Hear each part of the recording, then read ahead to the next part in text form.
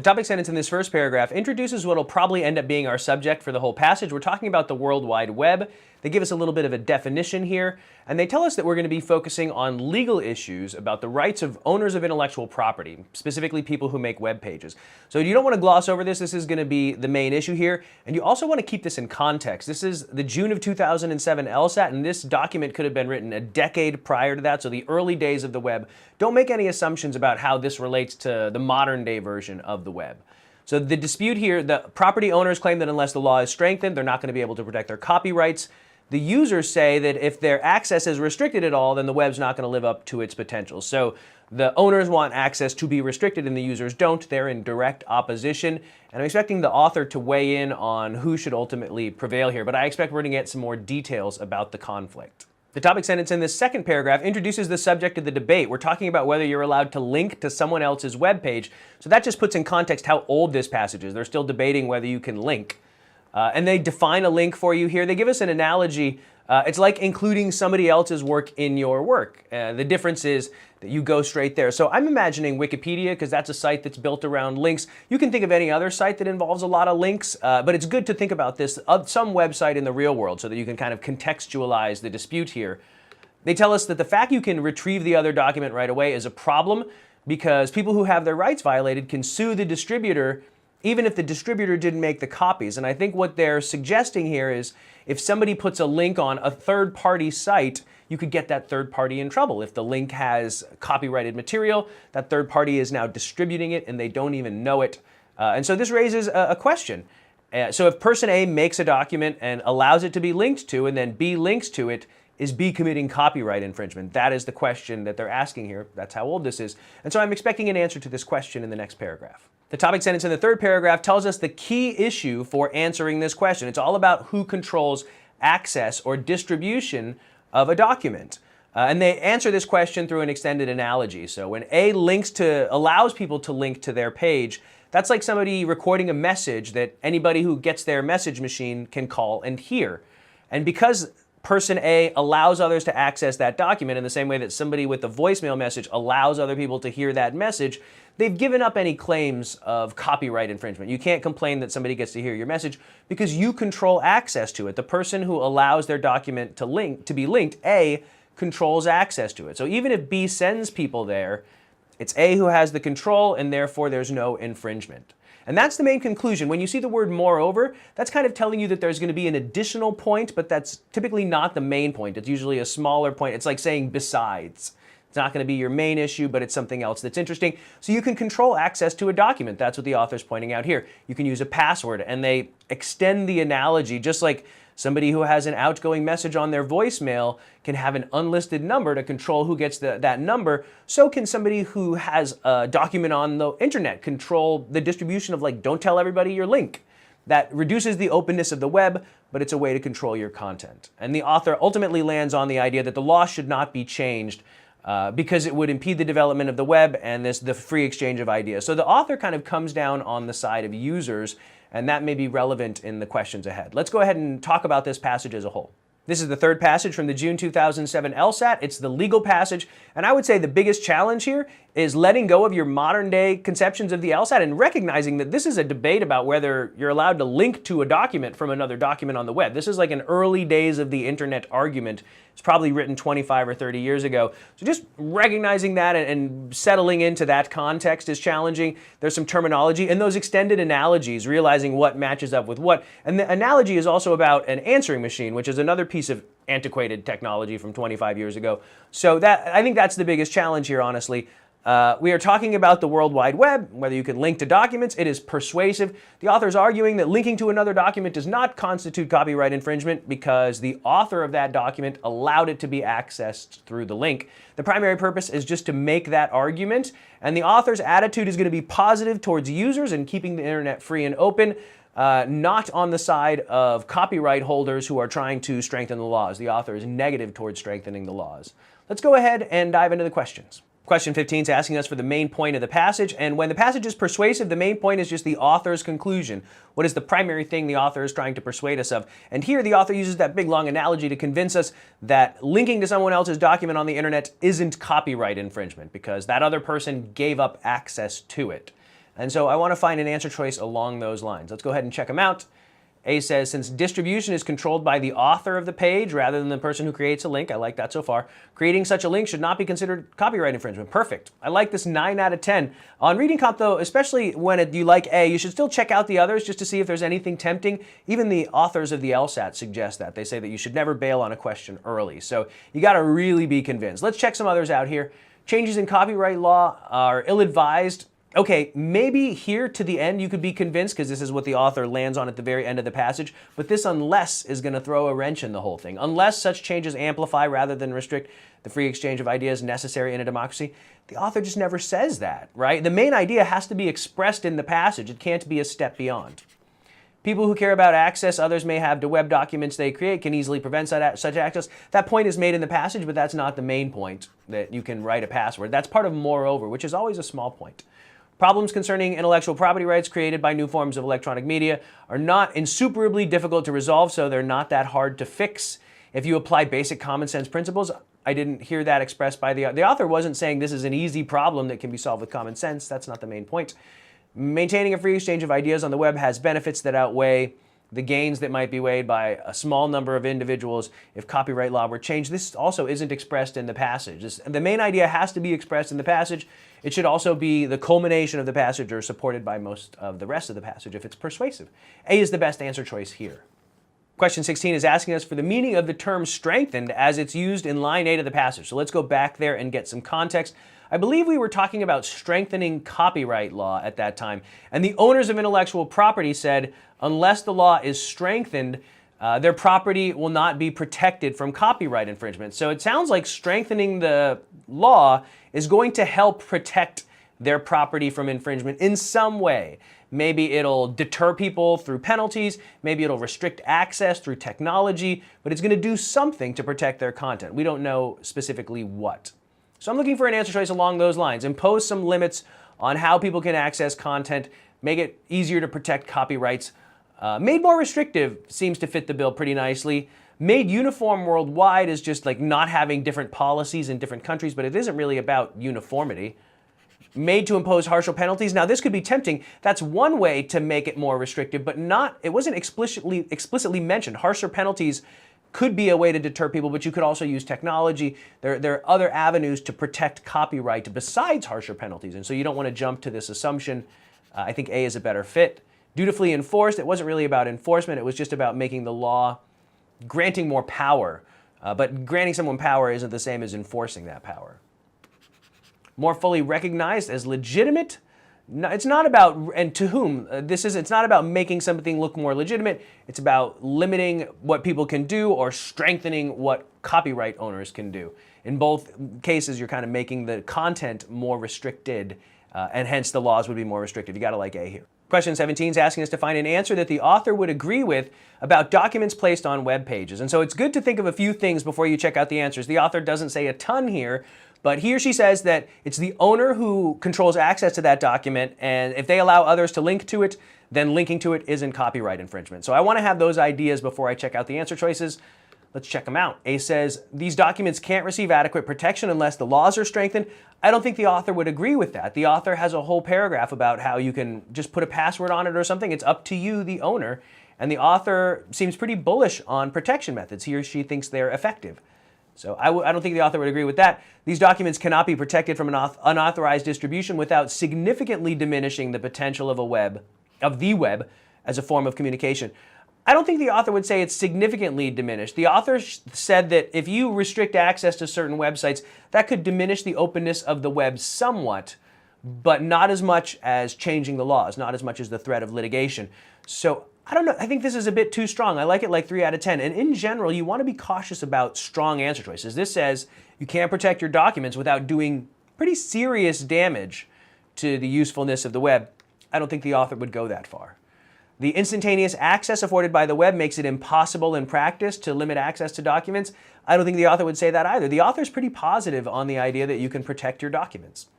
Such documents can be protected from copyright infringement with the least damage to the public interest only by altering existing legal codes. No, that's exactly what the author doesn't want to do. So got to be careful and read the ends of these as carefully as you read the beginnings. That's often where the answer choice goes bad. The LSAT writers are expecting you to kind of give up 2/3 of the way through and gloss over this and not notice how bad it is. But you got to stick to your guns here. Such documents can't fully contribute to the free exchange of ideas unless their authors allow them to be freely accessed by those who wish to do so. That's actually supported by this same part here. It suggests that if you don't freely allow others to access your documents, you are somewhat compromising the openness of the web.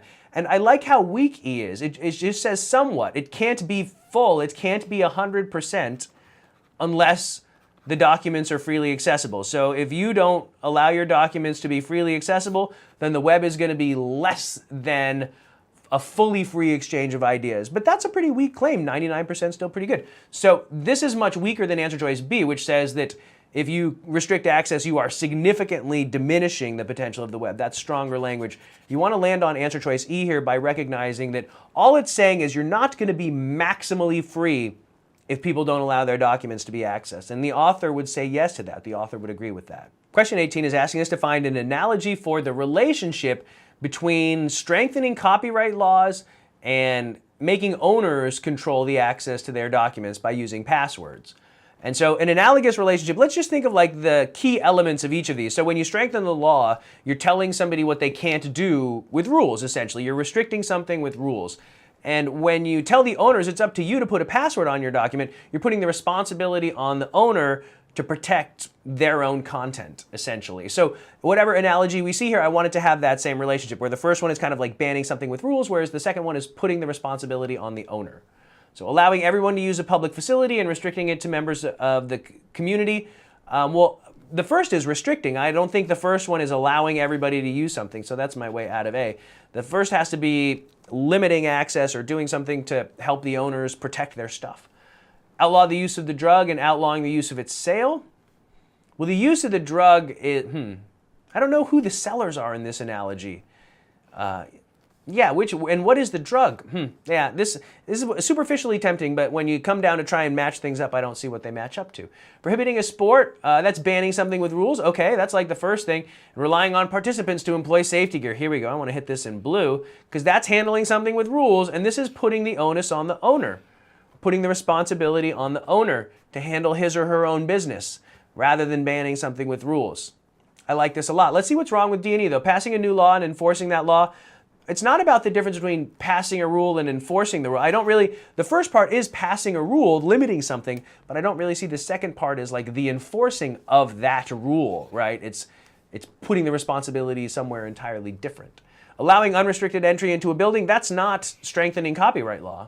And restricting entry to those who have a badge, that's like nothing and a password, but strengthening copyright law has to be limiting access. So it's the beginning of E that makes it no good, and C turns out to be the best answer. Question 19 is asking us which answer choice is most strongly implied by the passage. And so this is analogous to a strong support question in logical reasoning. We're just looking for something that has good backup from the passage that's like 80 to 90% proven, maybe 100% proven. And it's tough to anticipate it could come from anywhere, but after we read each answer choice, we'll ask ourselves, where is the backup in the passage? And if we can't remember where it is, we'll move on to the next answer choice. If we think something has backup, we'll double check. So A says there are no creators of links, so that's like person B, who are also owners of intellectual property. That's like person A. We never said those don't overlap, though. You could be A in some cases and make a document, and you could be B in other cases and link to a document. This is a strong answer choice, too. We never said those things are mutually exclusive. The person who controls access to a web page document is the author, that's person A, should be considered the distributor of that document. Well, they're the ones who control distribution. I remember that language from the beginning of the third paragraph. Topic sentences are always a big deal. And so the answer to the question was who controls distribution, and that's A. That was the whole point at the beginning of the third paragraph. So I like this. I feel like that's our backup for B. Let's figure out what's wrong with the rest of these, though, why they lack support. Rights of privacy should not be extended to owners of intellectual property placed on the web. The author would not say that. That's not implied by the passage. They have a right of privacy. It's just that they give it up when they allow others to freely access their documents. They have control over their documents. Those who create links to web pages, this is like person B, and I think it's helpful to use that A-B context here. have primary control over who reads them? No, it's A, it's the owner of the document itself. It's the author of the document, not the one who links to it. This is B, and making that association makes it easier, I think, to get away from D. A document on a web page has to be converted to a physical document via printing before copyright infringement takes place. They didn't say that. There might be other ways outside of linking. Nobody ever talked about printing, and so that should give you a hard time here. If you say, where is the support for this in the passage, you should remember that we never really talked about printing. B is the best answer choice. It's the one that's supported by the passage. Question 20 says, according to the passage, what is the feature of outgoing voicemail messages that's most relevant to this debate about copyright infringement? Now, that was one half of our analogy, so the feature that's most interesting is whatever is shared by the link. Remember, the outgoing voicemail message was analogous to the link, and what they had in common was that the author created them and then gave everyone in the world access to them. Anyone who knows the phone number can access the voicemail message. Anyone who knows the web address can access the link. And so it's up to the author to control access. Once you put it out there in the world, anyone can access it. So I think that's the feature that makes them analogous, and that's the point the author was making with the voicemail message. So this is what I'm looking for. Let's see. It's not that they're carried by an electronic medium. That is something they both have in common, but that's not what the author was emphasizing. The author was emphasizing that the person who created it controls access to it and therefore has given it out to the world and can't complain about copyright infringement. Such messages are not legally protected against unauthorized distribution. Now, I could see this being really tempting. The thing is, this says according to the passage, and the author never mentioned this about voicemail messages. The author ultimately came to this conclusion about links, but it's never stated in the passage that voicemail messages are not legally protected. So that can't be the salient feature or the common feature according to the passage. According to the passage, their common feature is the owner controls access and they have given up access. It is freely accessible. So I could see this being tempting. I'd give it a 7 out of 10. But it bothers me that, because I always pay close attention to when it says stated in the passage or implied by the passage. This says according, which is like stated in the passage. We didn't say this about the outgoing message. Transmission of such messages is instantaneous. They talked about web communication being instantaneous and not transmission of messages. And that instantaneous communication, I feel like, was earlier in the passage. People don't usually care whether or not others might record such messages. No, it's that when you record a message, you are giving it out to the world for free and you can't complain when people access it. Such messages have purposely been made available to anyone who calls the phone number. There it is. You got to stick to your guns and like E. I bet B is the most tempting wrong answer choice here. This is just taking it a step further. Because links are not legally protected, you might say, well, therefore, since they're analogous in one way, they'll be analogous in this other way, and voicemail messages are also not legally protected. But we honestly don't know that because it wasn't stated in the passage, and that's what, according to the passage, that's the higher standard that according to the passage brings. Question 21 is asking us why the author brought up telephone answering machines, and you might remember that's part of that analogy. That's been important in a couple of questions now, and so the outgoing message, like the web page, is created by its author, and the author controls access to it by putting it on that medium, by recording an outgoing message or allowing other people to link to your site. You are essentially giving up your privacy claims. You are allowing anyone to freely access it. And so that was the point being made. We're illustrating a situation where an author of a work makes it freely available to others. In one case, it's an outgoing voicemail message. In another case, it's a web page. So compare, yes. Contrast, I don't know. The legal problems created by two different sorts of electronic media? No, there are no real legal problems surrounding voicemail messages. It was just illustrating the idea that when you author something, you can make it freely accessible, and then you can't complain about infringement. Provide an analogy, yes, to illustrate the positions taken by each of the two sides. No, you got to finish this strong. I liked analogy, but we're only really getting the user side. And actually, it's not really the two sides in the debate. It's really just about who controls access. I guess it's the users because the author ultimately lands on the user side, although the users don't really make the point that the author makes. So I just don't like this two sides of the debate at all. But the users and the makers, we're not really illustrating both sides there. So the legal problems produced by this new technology are not themselves new. Well, no, we don't know that there were legal problems around voicemail messages. Stick to your guns here. The reason we brought up voicemail messages was to illustrate that if you make something and make it available, then you can't complain about others accessing it. It was to illustrate a central point. Illustrate the basic principle the author believes should help determine.